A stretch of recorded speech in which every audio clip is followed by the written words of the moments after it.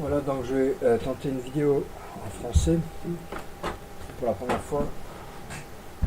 Euh, donc ça c'est le Spider, l'ETF du S&P 500.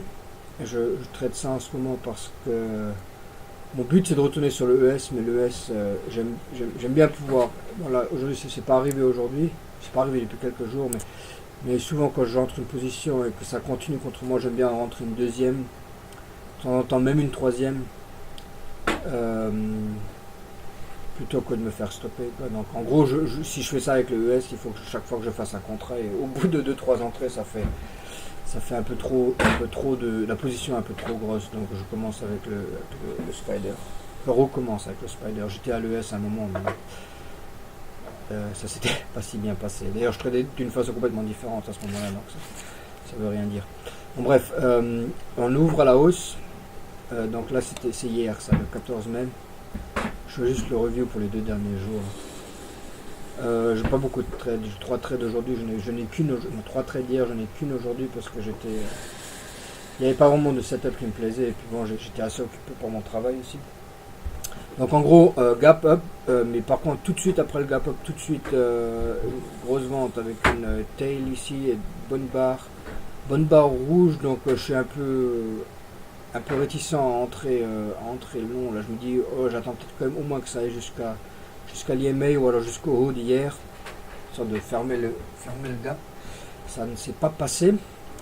Le marché est reparti à la hausse. Ici je suis rentré en vente. La raison, ça se voit pas trop ici, c'est bon, déjà il y avait un break de ça. Je me suis dit il y a eu beaucoup de pression baissière, donc en général si ça revient ici, il y a de bonnes chances que ça parte pas tout de suite sans. En gros il y a de la pression baissière, donc je pense pas que les barres vertes elles vont continuer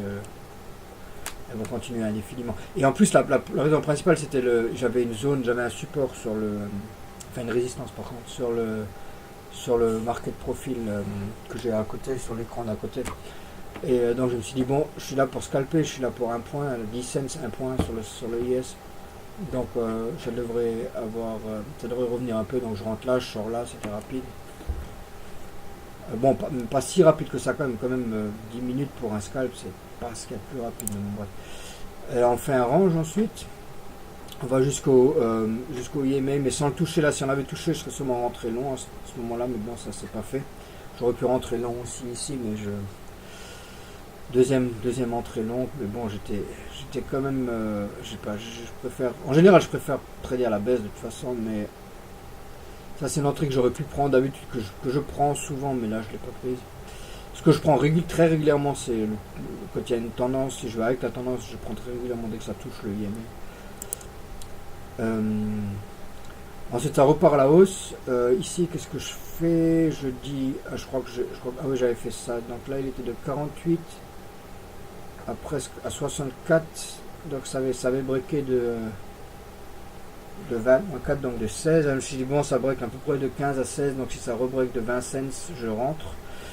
Donc en gros 64, là 86, donc il y avait 22 quoi. Je me suis dit allez hop, en plus j'avais mis les lignes là, donc là ça sortait aussi au-dessus du channel. Donc bref, en gros, je rentre de nouveau à l'avant, je prends mes 10 ticks, mon point quoi. Voilà, spécial, le channel continue. Et là de nouveau 22 plus, il me semble, ouais, j'étais à 90. Enfin non, là ça arrive à 90. Voilà. Non, c'était pas 90 en fait, il me semblait que c'était 89. Bon, bref, 22 plus, 2009. Et là par contre, là j'imaginais pas, là je vois les barres là, je vois que ça commence sérieusement à bien catapulter à la hausse, donc je me suis dit, je vais peut-être me calmer. Je sais pas si je vais l'avoir ce DTIC là, donc je vais simplement sortir dès que j'ai un petit profil là, j'ai 4-5 ticks, en gros c'est l'équivalent d'un. Je voulais juste pas ressortir à la même valeur pour au moins ne pas payer mes commissions quoi. En gros c'était tout pour hier. Ensuite ça bricolait, bon là j'aurais bien, ce genre de choses là je serais bien rentré aussi, short ici, mais là commence à faire un peu tard sur la journée, 15h30, ça ferme à 16h, donc je sais plus rien faire. En plus 3 scalps, ça me convient quoi, je vais dire, 3-4 scalps par jour, ça me convient. aujourd'hui le 15, donc là on ouvre au plus haut de la, au plus haut, plus haut tout court. De nouveau, deux bonnes, bref, des bonnes barres, une tendance bien baissière avec deux mouvements en fait. Et là, comme je dis, ça arrive à l'IMA, je short, je prends mes 10 ticks et ensuite je fais plus rien quoi, parce qu'en fait il n'y avait pas vraiment de, j'y croyais plus trop à la baisse parce qu'il y avait eu, déjà on est tout en haut, donc il y a des chances que si ça baisse pas tout de suite, il y a des chances que ça ne ça va sortir par le haut. Ça l'a pas fait en fin de la journée, mais bon, c'est quand même une journée redevenue positive. En gros, c'était un range. C'est ça. On s'en fout. C'était un range. J'aurais pu le trader comme un range, mais je ne l'ai pas fait. C'était aussi vendredi, j'avais pas envie de me retrouver dans une situation où j'ai une position perdante et puis après je suis obligé de la garder le week-end, donc j'ai préféré rien faire. J'étais occupé avec le boulot aussi. J'ai la nourrice qui n'est pas venue, donc je m'occupais de mon fils de 15 mois. Donc en gros c'est tout pour la journée. Je vais revenir demain, enfin lundi, et en refaire une.